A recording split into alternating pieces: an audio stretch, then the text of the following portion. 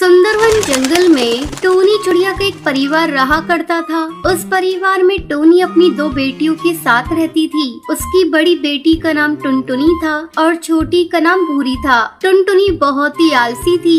वो कोई काम नहीं करती थी, दिन भर खाती रहती थी और सोती रहती थी।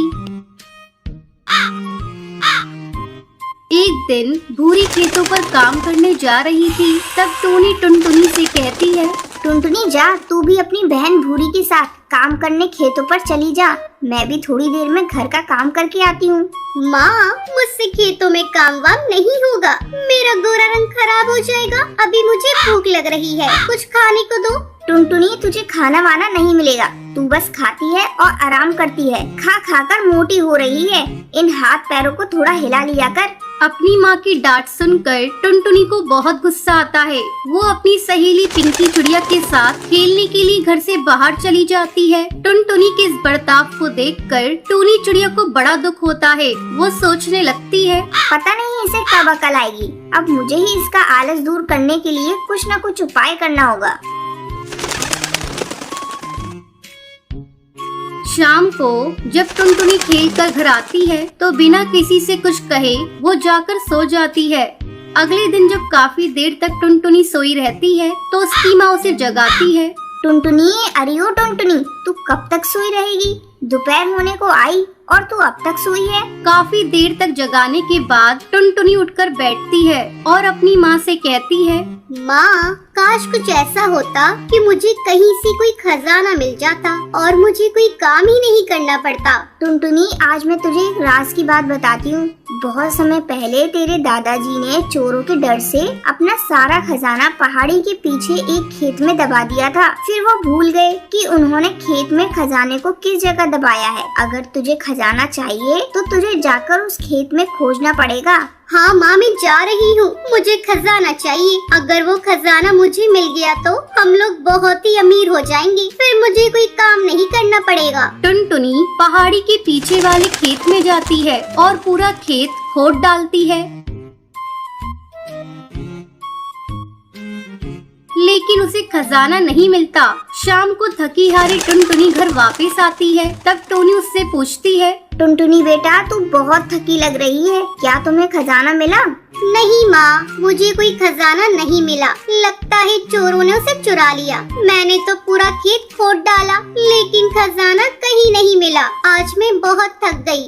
बेटा, तू निराश ना हो। अगर तूने खेत खोद दिया तो ये ले कुछ गेहूं के दाने। कल इसे ले जाकर खेत में बिखेर देना।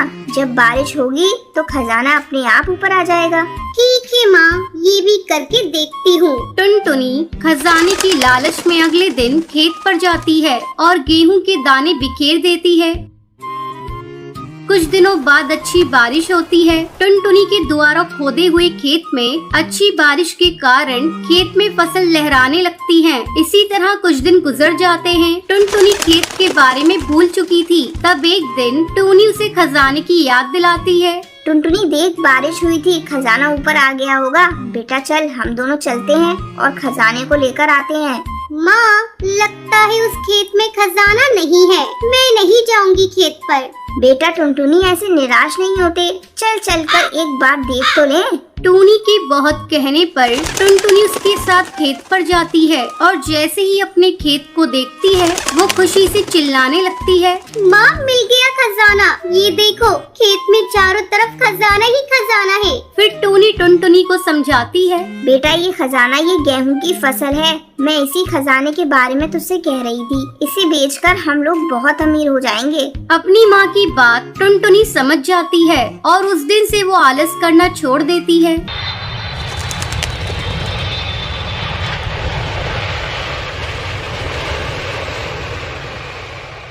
बहुत समय पहले नंदनवन के जंगल में टोनी और टुनटुनी नाम की दो बहनें रहा करती थीं। जब दोनों बड़ी हुई तो टोनी की शादी एक बहुत बड़े अमीर कौवे से होती है, जबकि टुनटुनी की शादी एक बहुत गरीब कबूतर से होती है। शादी के कुछ महीनों बाद टोनी अपनी बहन से मिलने उसके घर आती है। टुनटुनी उसे देखते ही खुश हो जाती है और कहती है, आओ दीदी, तुमने अपने आने की कोई खबर नहीं दी। अगर तुमने बताया होता तो मैं बंटी को तुम्हें लेने के लिए भेज देती। तब टूनी कहती है, टुनटुनी, इसकी कोई जरूरत नहीं, मैं अपने हवाई मोटर में आई हूँ। चल जल्दी से एसी ऑन कर, मुझे बहुत गर्मी लगी है। दीदी, मेरे घर में एसी और कूलर नहीं है, मैं तुम्हें पंखे से हवा कर देती हूँ। पता नहीं क्यों आज सुबह से लाइट भी नहीं है। टुनटुनी, तुझे तो पता है मैं कितनी अमीर हूँ, मेरे हर एक कमरे में एसी लगी हुई है, लेकिन तू तो ठहरी गरीब, तेरी इतनी औकात कहाँ जो तू एसी खरीद सके। ये पैसे ले और आज ही एसी अपने घर में लगवा ले। दीदी, आप ये क्या कह रही हैं? हम लोगों को एसी की कोई जरूरत नहीं है। टुनटुनी, मैंने तो सोचा था 4 दिन तेरे यहाँ रहूंगी, लेकिन पर अब लगता है कि मैं यहाँ एक दिन नहीं रुक पाऊंगी। इस गर्मी में तो मेरा दम ही घुट जाएगा। शाम को मैं अपने घर वापस लौट जाऊंगी। जैसी तुम्हारी मर्जी दीदी, चलो अब खाना तो खा लो। टूनी खाना खाने के लिए जाती है।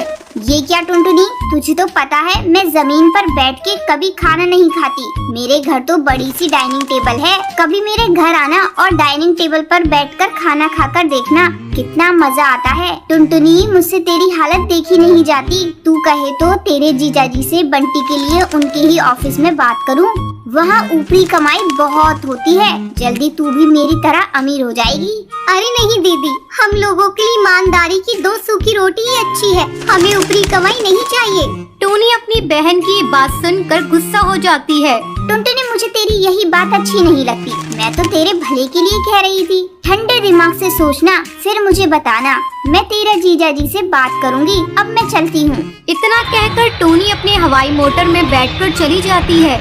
कुछ दिन यूं ही गुजर जाते हैं। इधर टुनटुनी की पति का प्रमोशन हो जाता है, उसकी आमदनी बढ़ जाती है। अब टुनटुनी को किसी चीज की कमी नहीं थी। कंपनी की तरफ से बंटी को बंगला, हवाई मोटर भी मिल जाता है। टुनटुनी खुशी खुशी अपना जीवन बिताने लगती है। वहीं दूसरी तरफ टूनी का पति कालू एक दिन रिश्वत लेने के जुर्म में गिरफ्तार हो जाता है। उनका बंगला और हवाई मोटर सब जब्त हो जाता है। इस बात का पता जब टुनटुनी को चलता है, वो अपनी बहन से मिलने उसके पास जाती है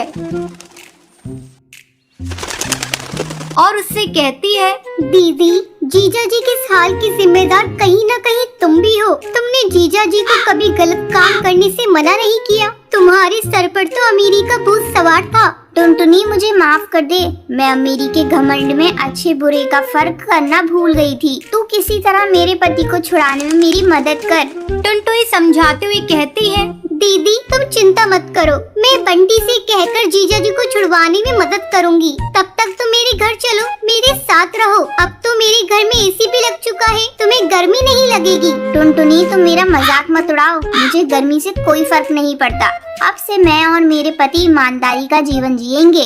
टुनटुनी अपनी बहन को लेकर अपने घर आती है।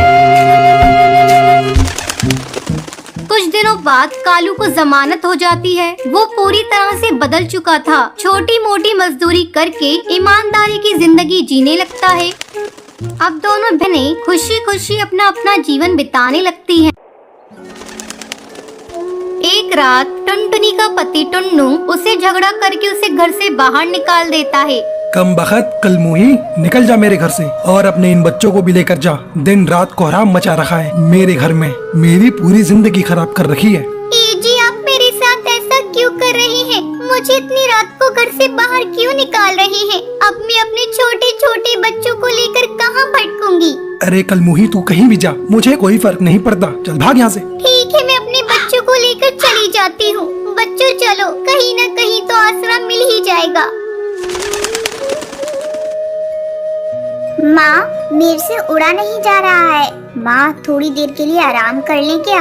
नहीं नहीं बेटा, जब तक कहीं रहने की जगह नहीं मिल जाती तब तक मैं कैसे रुक जाऊं? नहीं बेटा, चल थोड़ा और सब्र कर ले। चल बेटा चल, मिल जाएगा कुछ न कुछ। माँ, वो देखो एक घर नजर आ रहा है। हाँ रानी बेटा, मुझे भी घर दिखाई दिया। चल तो देखी क्या है। अरे लाडो बेटा, थोड़ा जल्दी जल्दी उठ, तू क्या कर रही है? अरे माँ, ये तो कोई टॉयलेट लग रहा है। अरे तो क्या हुआ? इस काली रात में हम लोगों के लिए इतनी जगह काफी है। चलो बच्चों, दोनों बैठकर आराम करो। टुनटुनी बच्चों के साथ बैठकर टॉयलेट में ही आराम करने लगती है। अगली सुबह, माँ, तुम इतनी सुबह सुबह कहाँ जा रही हो? अरे बेटा, खाने का भी तो इंतजाम करना जरूरी है। कब तक यूँ भूखे बैठे रहोगे तुम लोग? ठीक है माँ, तुम जाओ, मैं लाडो का ध्यान रख लूंगी। इस अनजान जंगल में मैं कहाँ जाऊँ काम ढूंढने? मेरे बच्चे भूखे हैं, मुझे कुछ न कुछ काम ढूंढना होगा। टुनटुनी काम की तलाश में इधर उधर भटकने लग जाती है। सुबह से शाम हो जाती है, लेकिन टुनटुनी को कहीं भी काम नहीं मिलता। वो थोड़ा और आगे उड़ती है तो उसे एक बड़े से पेड़ के ऊपर एक हवेली दिखाई देती है। वो एक कौवे से पूछती है, अरे कालू भैया, क्या मुझे यहाँ कोई काम मिलेगा? नहीं नहीं, यहाँ कोई काम नहीं है। अरे भैया, ऐसा मत कहो, मेरे छोटे छोटे बच्चे हैं, वो कल रात से ही भूखे हैं भैया, मुझे उन्हें खाना खिलाना है। अरे कालू कौन है? किससे बातें कर रहा है तू? अरे मालकिन, एक गरीब चिड़िया आई है, काम मांग रही है। ठीक है, तो उसे मेरे पास भेज दे। मालकिन, आपकी बहुत मेहरबानी होगी, आप मुझे कोई भी काम दे दीजिए, मैं कर लूंगी। मालकिन, ना मत कहिएगा, मुझे काम की बहुत जरूरत है। मेरे छोटे छोटे बच्चे हैं, वो कल से ही भूखे हैं मालकिन। अच्छा अच्छा, ठीक है, तू जा खाना बनाने का काम देख ले, और हाँ, जाते समय अपने बच्चों के लिए कुछ खाना लेती जाना। ठीक है मालकिन, भगवान आपका भला करे। टुनटुनी उस हवेली में खाना बनाने का काम करने लगती है। इसी तरह बहुत दिन गुजर जाते हैं और एक दिन, अरे टुनटुनी, तू रहती कहाँ है? तेरे बच्चे स्कूल में पढ़ते भी हैं या नहीं? अरे मालकिन, मेरे घर के बारे में मत पूछिए, वो बहुत दूर है। अरे टुनटुनी, बताना कहाँ है तेरा घर? मैं सच में तेरे घर को देखना चाहती हूँ टुनटुनी।